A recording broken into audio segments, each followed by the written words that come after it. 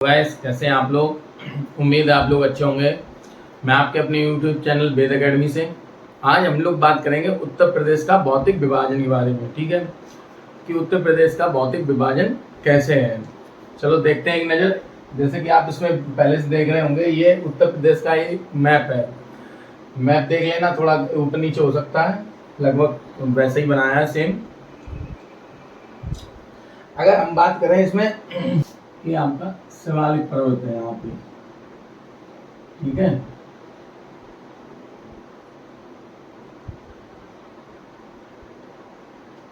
शिवालिक पर्वत है। ठीक है, जो कि आपके उत्तर प्रदेश और नेपाल की सीमा पर है।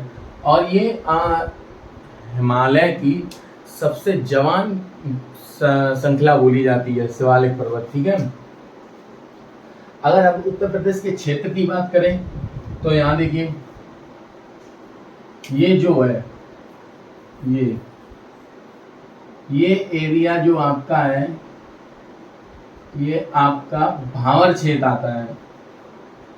भामर क्षेत्र, ये जो एरिया है आपका, ये आपका भावर व तराई का क्षेत्र। ठीक है, अगर हम बात करें इसमें पठारी क्षेत्र, ये आपका पठारी क्षेत्र।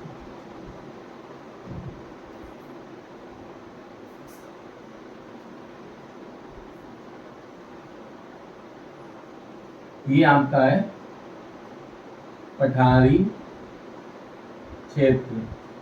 ठीक है, और ये आपका जो क्षेत्र है, ये वाला,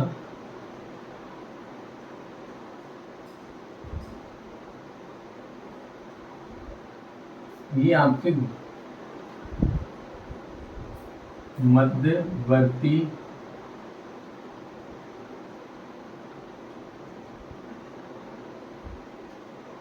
मैदानी क्षेत्र। ठीक है, या गंगा यमुना का मैदानी क्षेत्र। ठीक है, मध्यवर्ती क्षेत्र या गंगा यमुना का मैदानी क्षेत्र। ठीक है, ये आपका गंगा यमुना का मैदानी क्षेत्र है। ये आपका नीचे वाला देखो, ये हो गया आपका नॉर्थ, ये आपका हो गया ईस्ट, ये हो गया साउथ, और ये हो गया आपका वेस्ट। ठीक है, जो नॉर्थ में शिवालिक पर्वत से अगर नीचे की बात करें तो साउथ में भामर क्षेत्र, तराई का क्षेत्र है। अगर उससे नीचे की बात करें मध्यवर्ती मैदान भाग है, और उससे नीचे की बात करें साउथ की तो आपका पठारी क्षेत्र है। ठीक है, देखते हैं उत्तर प्रदेश जो है प्रायद्वीपीय का हिस्सा है। प्रायद्वीपीय क्या होता है, देखिए जैसे ये मैप,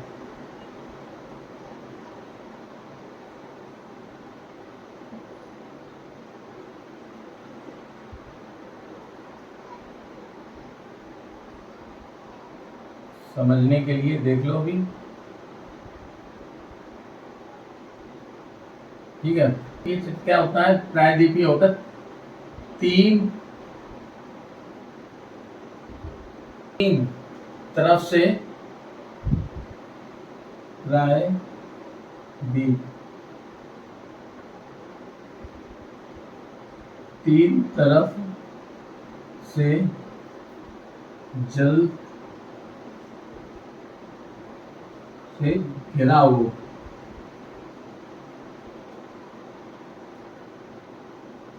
ठीक है, जो अपना उत्तर प्रदेश है, देखिए ये है प्रायद्वीपीय, आपका प्रायद्वीपीय हिस्सा है अपना उत्तर प्रदेश, यहाँ है। ठीक है, उत्तर प्रदेश प्रायद्वीपीय का हिस्सा है और ये गोंडवाना लैंड के तहत आता है। और ये गोंडवाना लैंड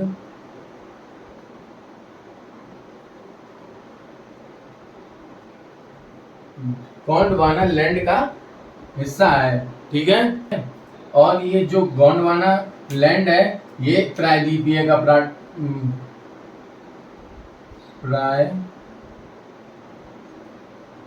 प्रायद्वीपीय का भाग है, ठीक है। देखो एक बार फिर आगे लिखाते हैं हम। उत्तर प्रदेश को भौतिक विभाजन के 3 भागों में बांटा गया है, 3 भागों में बांटा गया है। नंबर 1 भावर व तराई का क्षेत्र। नंबर 2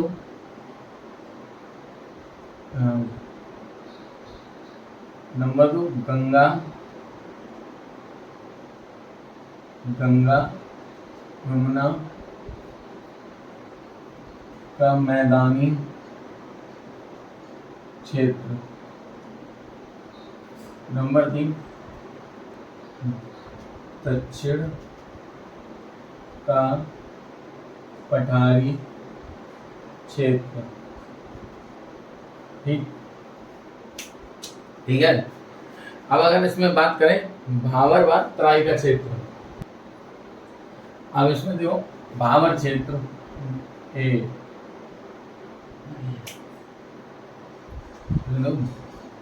भावर क्षेत्र, ठीक है। भावर क्षेत्र में मोटे मोटे पत्थर पाए जाते हैं, मोटे मोटे पत्थर पाए जाते हैं। यहाँ कृषि नहीं होती है,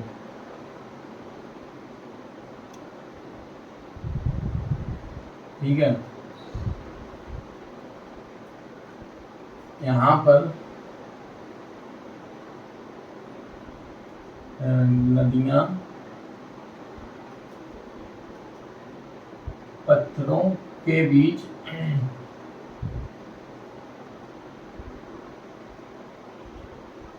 छिप जाती हैं,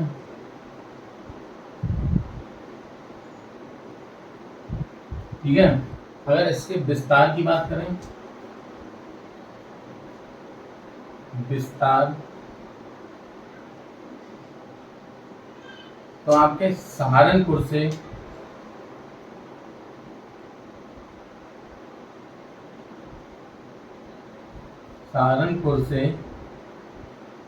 कुशीनगर तक,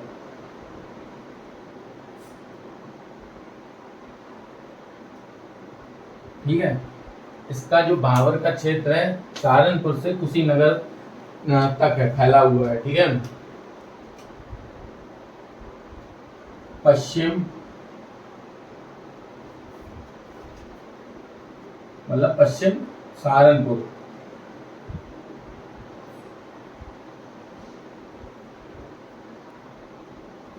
पश्चिम में चौड़ा और पूर्व में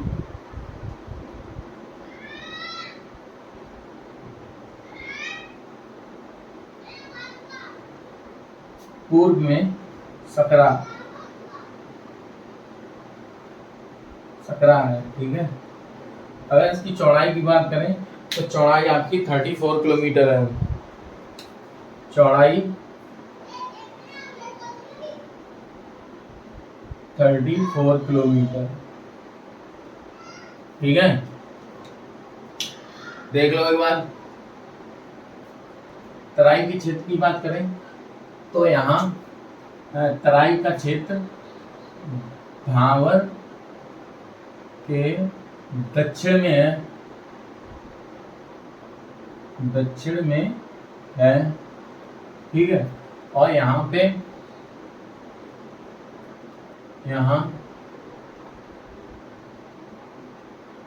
यहाँ समतल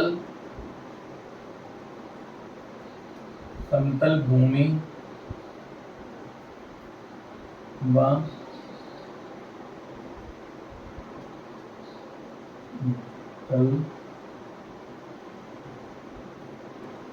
दलदली नव भूमि है। ठीक है, यहाँ पे वर्षा अधिक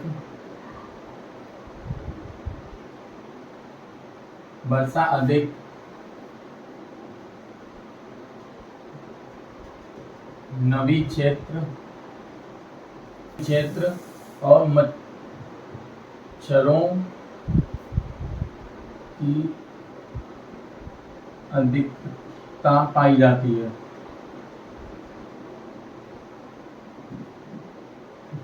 ठीक है, नेक्स्ट आगे बात करें। यहाँ पर नदियां बाहर आ जाती हैं। जो भावर क्षेत्र में नदियां पत्थरों के बीच में छुप जाती हैं, वो तराई के क्षेत्र में बाहर निकल आती हैं। ठीक है,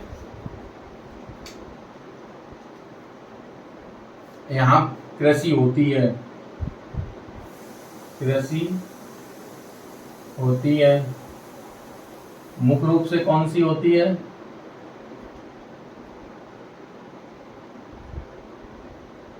मुख्य कृषि क्या है इसकी? है आपकी गन्ना और चावल। ठीक है, मुख्य कृषि इसकी है गन्ना चावल। ठीक है, अगर इसके विस्तार की बात करें,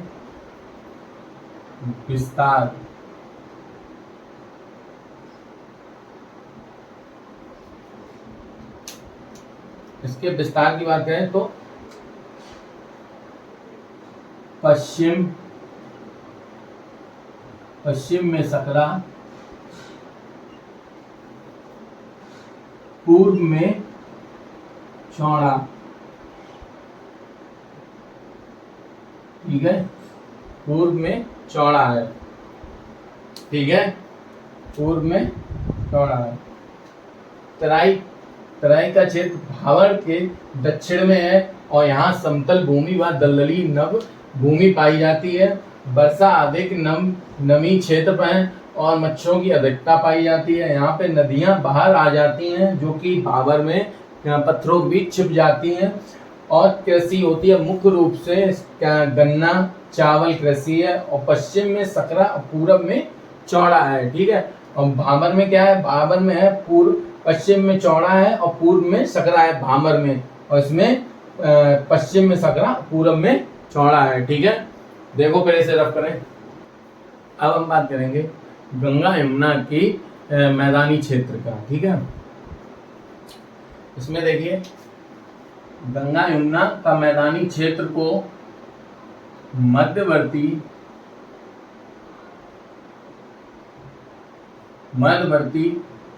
का मैदान भी कहते हैं। ठीक है, और गंगा यमुना की सहायक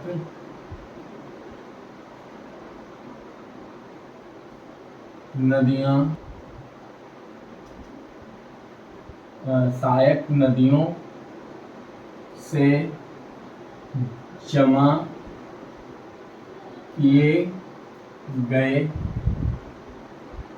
अवसाद क्या होता है? देखिए अवसाद आपको ये छोटे छोटे छोटे छोटे कंकड़, ठीक है, पत्थर, ठीक है, से निर्माण हुआ है। ठीक है, अगर इसके निर्माण की बात करें तो गंगा यमुना की सहायक नदियों से जमा किए गए गंगा यमुना और इसकी सहायक नदियां, गंगा यमुना और जो यहाँ लिखे दे रहे हैं, गंगा यमुना और इसकी सहायक, गंगा यमुना और इसकी सहायक नदियों से जमा किए गए अवसाद रेत कंकड़ पत्थर से निर्माण हुआ है गंगा यमुना का मैदानी क्षेत्र का। ठीक है, अब देखो पूछा जाता है दोआबा। ये दोआबा क्या है?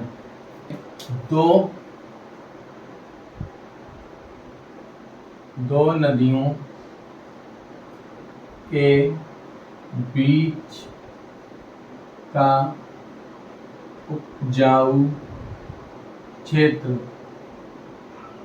ठीक है, दो नदियों के बीच का उपजाऊ क्षेत्र दोआबा होता है। ठीक है, एग्जाम में पूछा जाता है दोआबा क्या है? दोआबा क्या है? दो नदियों के बीच के उपजाऊ का क्षेत्र। ठीक है, और देखिए इसमें यह है जलोढ़ मृदा से बना क्षेत्र है।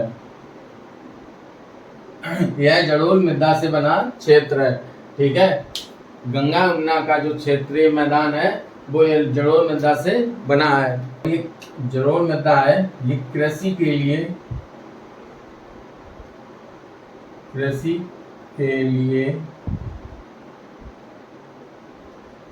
अधिक उपजाऊ है। ठीक है, और इसके दो प्रकार हैं। दो प्रकार कौन कौन से हैं? देखो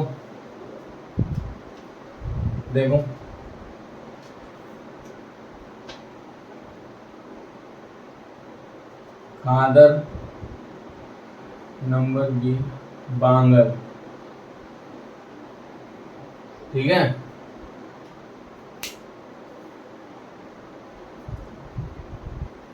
इसके दो गंगा यमुना का क्षेत्रीय मैदान के दो भाग हैं, खादर और बांगर। खादर बांगर क्या होता है? देखो खादर क्षेत्र क्या है? ये एक नदी है। ठीक है, ये नदी है।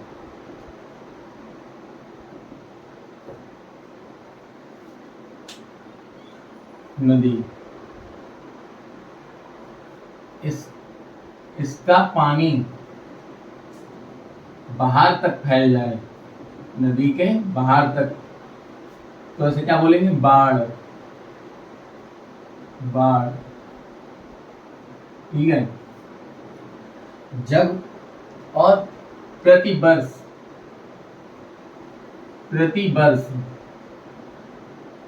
नई मृदा जमा होती है, उसे क्या बोलते हैं? खादर। ठीक है, और इसके जो ऊपरी भाग है, जहां पानी नहीं पहुंचता, जहां मतलब पानी आ चुका है पहले, कई वर्षों पहले बाढ़ आ चुकी है, ये जो जमा मिट्टी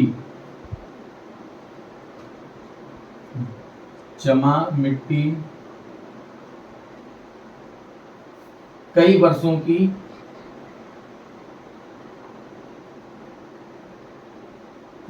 की जमा मिट्टी को बांगर कहते हैं।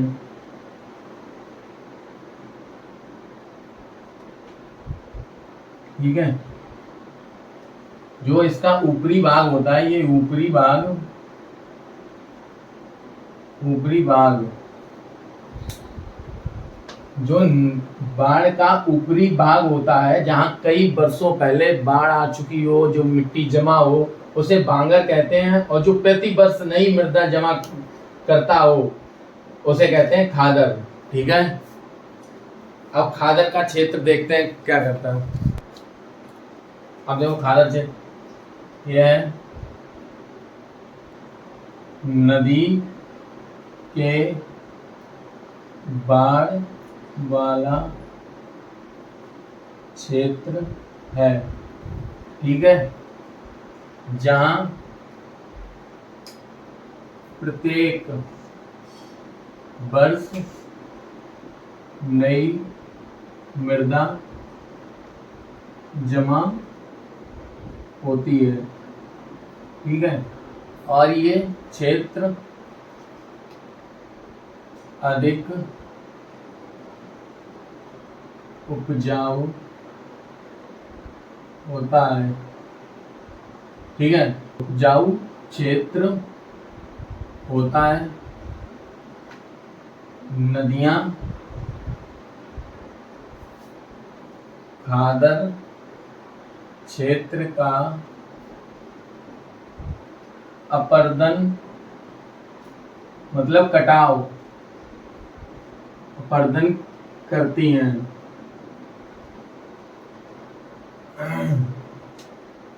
खादर क्षेत्र का अपर्दन करती हैं, ठीक है। जैसे अगर एग्जाम्पल की बात करें तो आपके इसमें चंबल और यमुना आती हैं, ठीक है। अगर जलोढ़ मिट्टी, जलोढ़ मृदा को कांप या कछारी मृदा भी कहते हैं,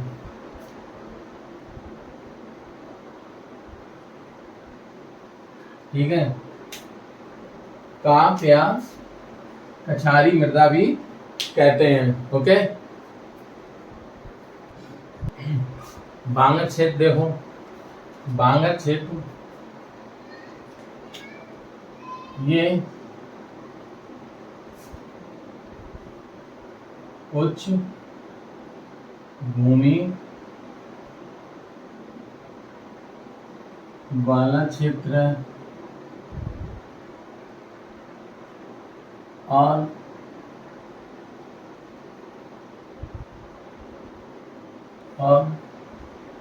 बिना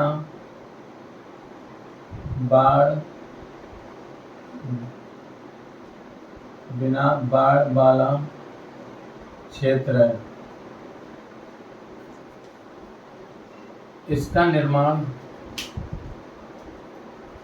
की बात करें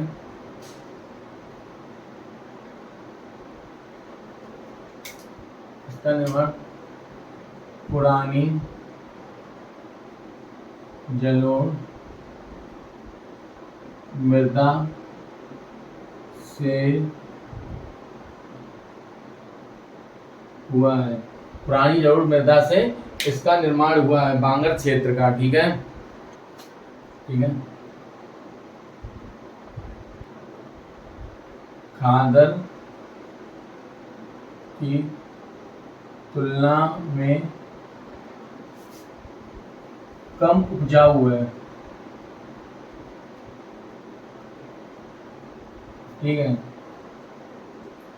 और इस बांगर क्षेत्र में, बांगर क्षेत्र की बात करें, बांगर क्षेत्र में इसमें चूने की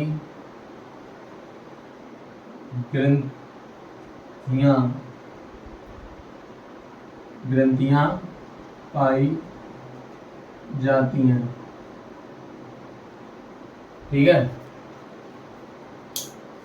इसमें चूने की ग्रंथियां पाई जाती हैं। निर्माण इसका पुरानी जलोढ़ मृदा से हुआ है, जो मैंने आपको बताया है कि कई वर्षों पहले जहाँ बाढ़ आ चुकी है वहाँ पे मिट्टी इकट्ठी हो चुकी हैं, मिट्टी के चट्टाने बन चुके हैं, ठीक है, तो उससे इसका निर्माण हुआ है, ठीक है, बांगर क्षेत्र का। आगे बढ़े भाई, देख लो फिर रफ करते हैं। दक्षिण का पठारी क्षेत्र की बात करें तो ये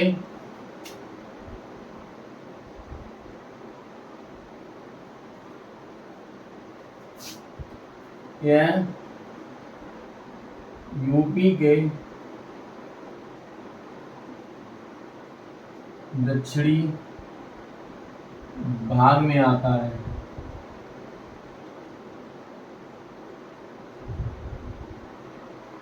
ठीक है, और यह प्राय द्वीपीय पठार का भाग है। ठीक है, अगर इसके निर्माण की बात करें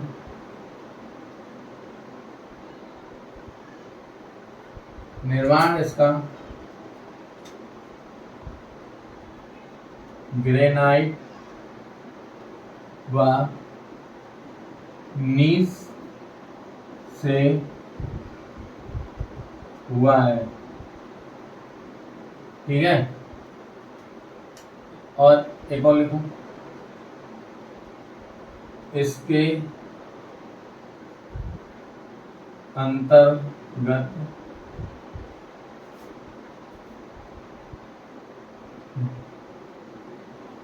बुंदेलखंड व बुंदेलखंड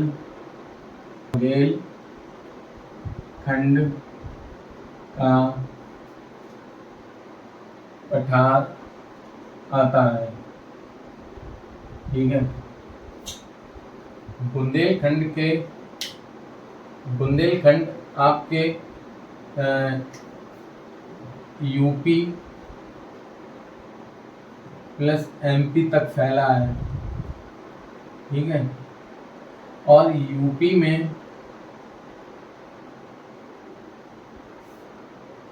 कितने जिलों में फैला है?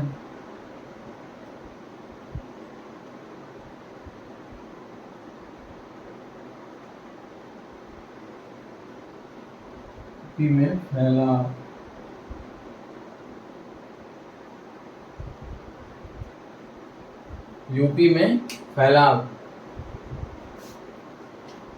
बुंदेलखंड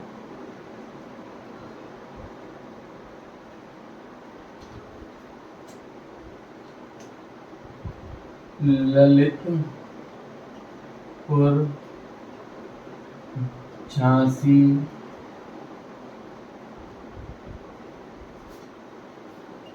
हमीरपुर जालौन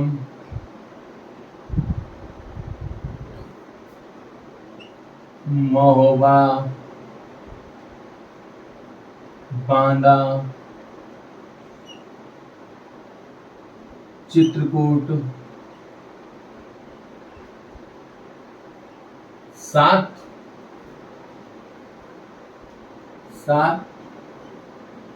जिलों में है। बुंदेलखंड का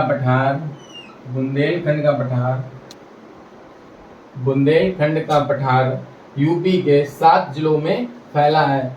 ललितपुर, झांसी, हमीरपुर, जालौन, महोबा, बांदा और चित्रकूट। ठीक है, देखो इसे फिर रब करते हैं।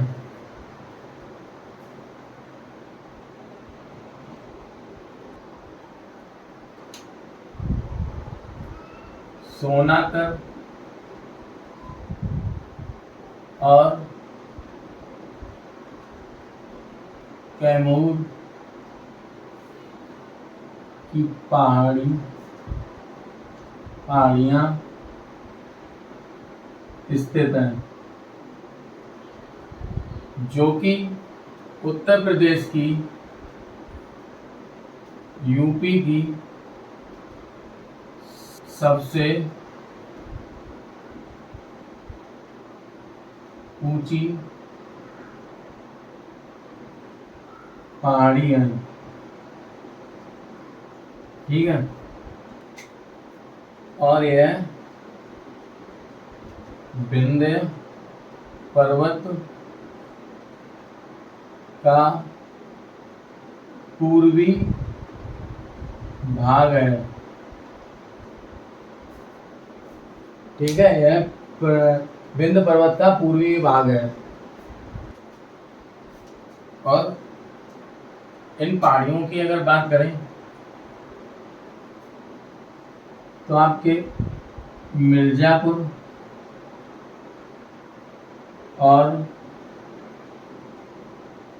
सोनभद्र में है। ठीक है, मिर्जापुर और सोनभद्र जिले में है। मिर्जापुर और सोनभद्र जिले में है। ठीक है, सोनागढ़ और कैमूर की पहाड़ियों की बात करें, मिर्जापुर और सोनभद्र जिले में है। और यूपी की सबसे ऊंची पहाड़ी है, विंध्य पर्वत का पूर्वी भाग है। ठीक है, देखो इसे।